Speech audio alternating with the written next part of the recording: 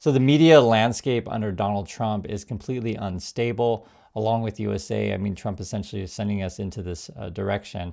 And you have the media landscape, which we're going to talk about today with the Paramount Skydance merger. And as you know, the recent cancellation of Stephen Colbert. I have a lot of thoughts to share on this, and I also want to get yours. So first, this was the headlines.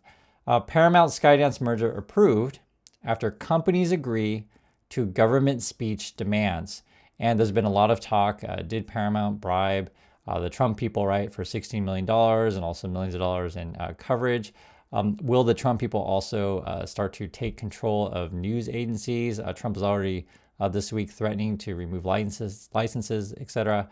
And he has his people essentially putting a lot of pressure on independent media, media as a whole, free speech, etc. So these are all deeply concerning things. On top of that, we're in an environment where much of these companies are publicly traded, and so they always need to show a profit, which of course, it's natural for any business, but do so in a way that may not necessarily value people. And I want to put all these discussions in context because you have to understand there were strikes in Hollywood recently, and there's a lot of angst between the talent and then the executive side. So these are obviously sensitive issues, and now with the new merger, there's probably going to be job cuts. So for example, this says, for Paramount, hundreds of job cuts loom once Skydance merger is completed. I guess they're talking about over there, they want to make $2 billion in cuts. Similar to what you're hearing with, say, the government wants to make a bunch of cuts. It's just kind of an overall message in the economy that things are slowing down. So when I have the discussions with you guys, I just want you to understand the context of it. Let's listen to what one of the Trump people had to say. I think it was the FCC recently. Although, Chair Carr, Colbert's a comedian, and you keep talking about journalism and fairness in news, but I guess where is that line between, we all remember Carson and Jay Leno giving Reagan the business. So where does that fit into this discussion? Well, I think that's what's interesting about all of this is these late night shows, not just the late night shows, but across the board, they have such a storied history, and it's sort of sad to see what's happening to Colbert. They obviously can't get it done. They're not making money over there. But I think they need a course correction. And frankly, I think the media industry across this country needs a course correction. Again, the American people simply do not trust the mainstream media. And for broadcasters, again, different than cable, different than podcast, for broadcasters, they have a federal license, and they are obligated to operate in the public interest. And to the extent that we're starting to see some changes, I think that's a good thing. And frankly, I think it will help restore some of the trust that's been lost with the American people. So that's what people have been concerned about when, this FCC chairman, Brendan Carr, is talking about course correction. Are we talking about content controls? Are you threatening stations? These kind of things. And people have been asking, so what about Fox News? So I think that's deemed as being cable, and they're under a different set of rules. And plus, Fox News is their friend, so they're not going to go after that. And the selective, how can I say, pressure on various outlets that are unfriendly to Trump is not a good environment. I'll just be honest with you guys. But the problem is, again, you have to put this all together and understand that there's already a lot of anger in the media world, just the way people are treated, and in this kind of world, it's very toxic. Oftentimes, people are freelance. Benefits can come and go. Projects can get canceled quickly. Projects get canceled every year, and every season you always feel like you're fighting for survival.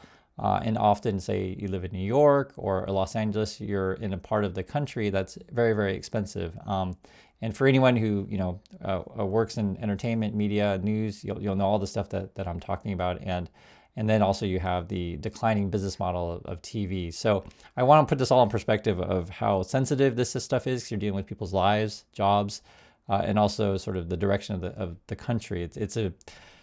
It's a lot to go over, and it's complex. That's why I'm talking with you. So this came out recently also. She couldn't stop the Paramount merger, but she warned against it. This is someone over at the FCC that was talking about it. It's Anna Gomez. I'll read what she has to say.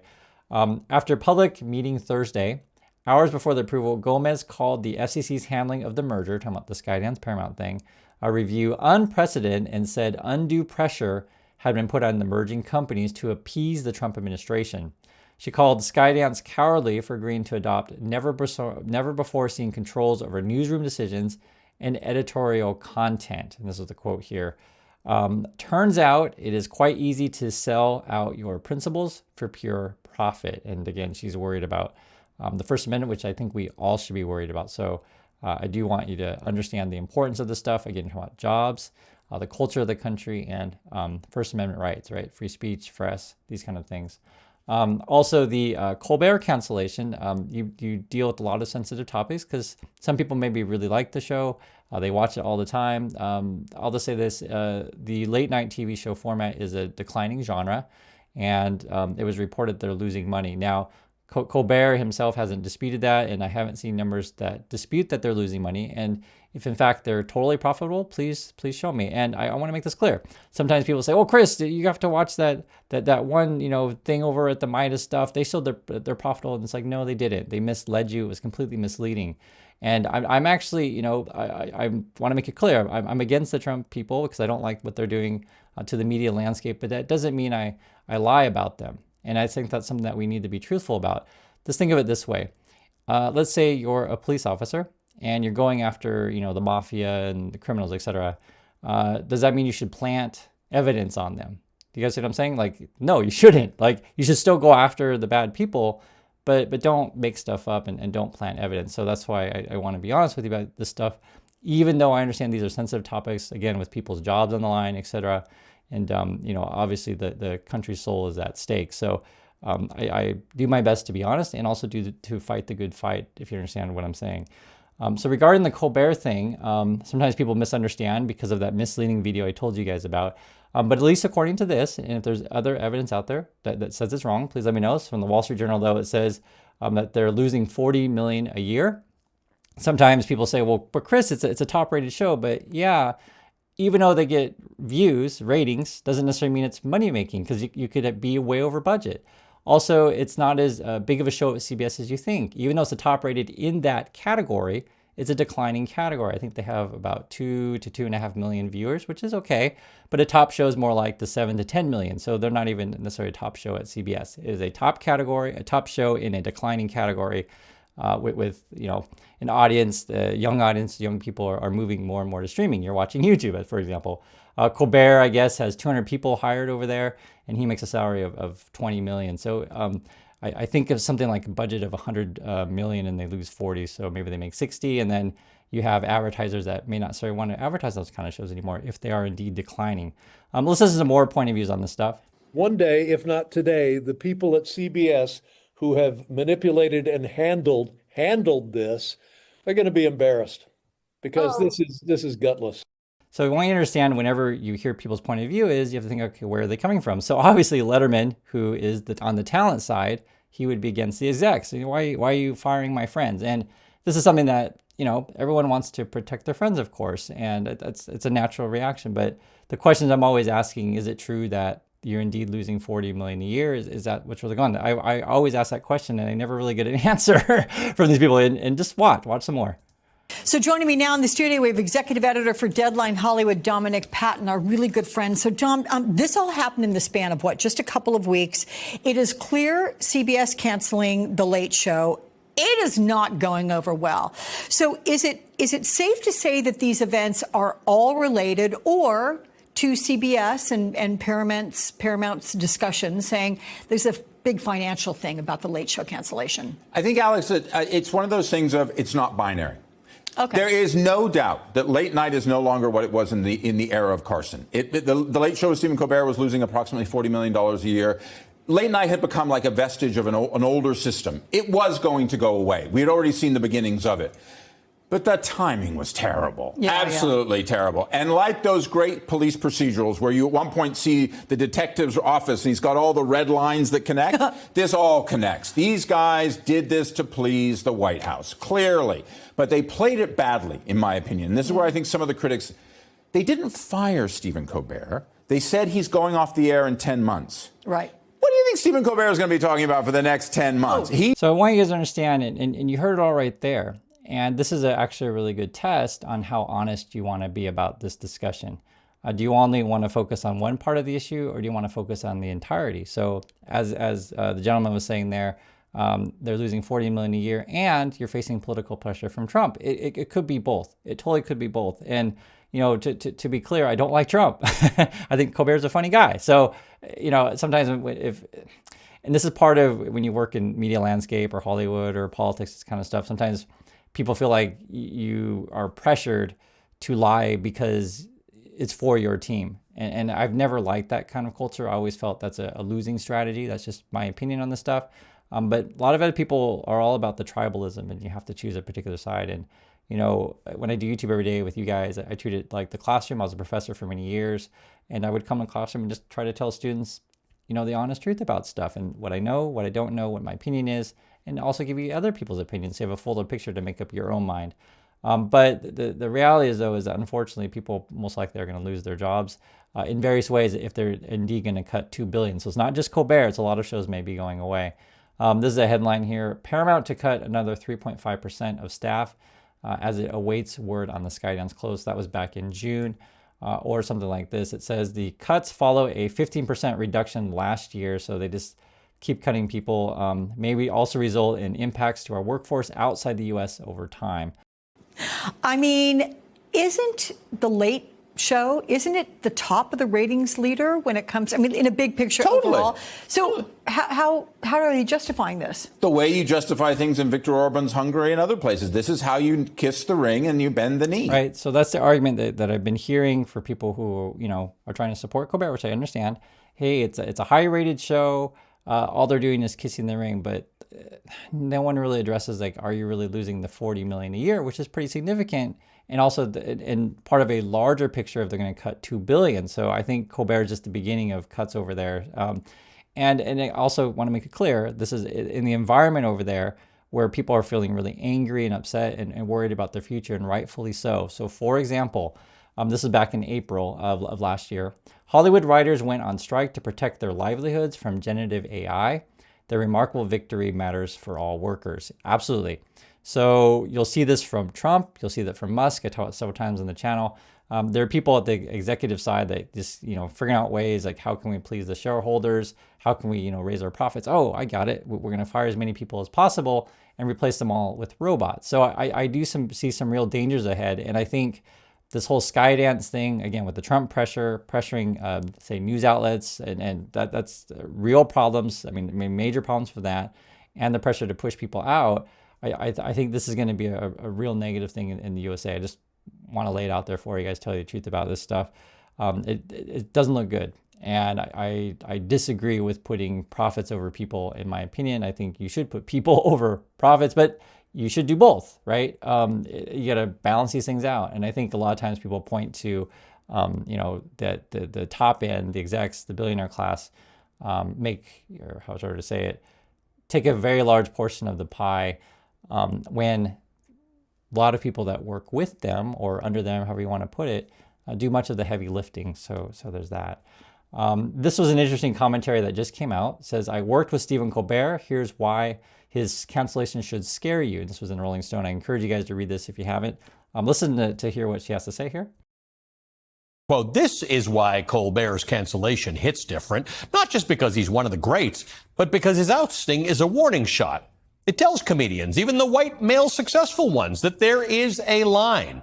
And if you cross it, they'll find an excuse to take you out. And a lot of times in this environment, if your show isn't picked up or your work isn't selected, you just feel like unvalued. Like, don't you value my work? Don't you value me as a person? And I think a lot of this stuff, the reason why people don't like Trump, myself included, is there's this kind of culture discussion. If you don't fit the Trump cabinet profile, which you guys know the kind of people that he picks, then you're unworthy and will kick you out of the country or fire you from your job and these kind of things. And it's just a real negative environment.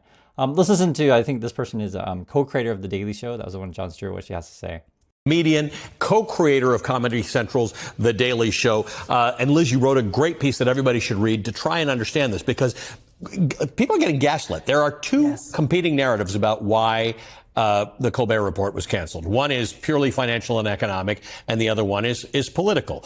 You come from the world where you have to understand the economics of it and the comedy and the satire of it. Tell me what you think happened here. Yeah, certainly no one is going to say, oh, we're thriving in television. People don't watch late night the same way they used to. Everybody knows that. But also to just drop the franchise itself, right? It's not like Stephen Colbert. It's a twofer, right? Right. And that says to me, we're afraid because we've watched with The Daily Show, with John Oliver, we've watched how people who do not have a dog in the fight, and what I mean by that is people who call BS, no matter who the powerful person is, on their hypocrisy or screwing up. And that's what Stephen has done brilliantly, John has done brilliantly, John Oliver has done brilliantly. So I totally agree with calling out people in power. Completely agree. I want to make that clear. Completely agree. But as she also, talks about as well, this is a declining business model. So that's why I want to lay this stuff out there. I know emotions are high right now. You want to point to everything, and then you start to kind of lose your mind in this stuff. And I think sort of what we're seeing is a transformation of the culture, the landscape, both in business and otherwise. I've seen various reporting on this thing. There's one thing that came out that said, hey, Colbert's manager knew ahead of time about the cancellation of the show. I guess they were talking about internally. Now, whether that's true, who knows? Because the manager wouldn't, reply to do interviews, that kind of stuff. Or you'll hear like that Colbert is going to be fine. He'll end up doing streaming, maybe do his own show. Or why didn't people negotiate with Colbert to shrink your staff from 200 to whatever? Why just cancel the whole thing? I mean, that's up for Paramount and Skydance. You could certainly make the case, it's Trump, just wants to delete everything, control everything. That could certainly be true. It's certainly a possibility. But I every time, and I watch this whole thing, and if you want to watch it, you totally can. The people over at MSNBC or say outlets that you watch that are more left-leaning aren't having the honest discussion of, guys, the money just isn't there, right? And I try my best just to be honest with you guys about this stuff, and that's something that I get frustrated with, which is a big part and a big problem in U.S. culture these days, is that people just choose whatever tribe they want to be in, only go with what their tribe is saying, even if it's only part truth or half truths. And I think it's a really disingenuous. And this goes for the Fox Newsies or otherwise, if you guys get what I'm trying to say. Because in my opinion on these things, if you want to move forward, we have to start thinking beyond hey, my tribe has to beat the other tribe, and think about, okay, how can we have honest discussions about this stuff? And yes, I support Colbert. I hope he continues to do what he's going to do. He's going to be fine. I'm sure he'll make some sort of YouTube channel, I promise you, and have a skeleton staff and come up with whatever he decides to do. That's essentially the new landscape. And I think for a lot of these media organizations that they're trying to figure out how can we make this work. Regarding the Skydance Paramount merger, my understanding of it is they wanted to merge because they're going to try to compete with like a Disney, compete with these big conglomerates. I think Fox would be included in that. The problem is, though, which I think all these organizations, in my opinion, probably should.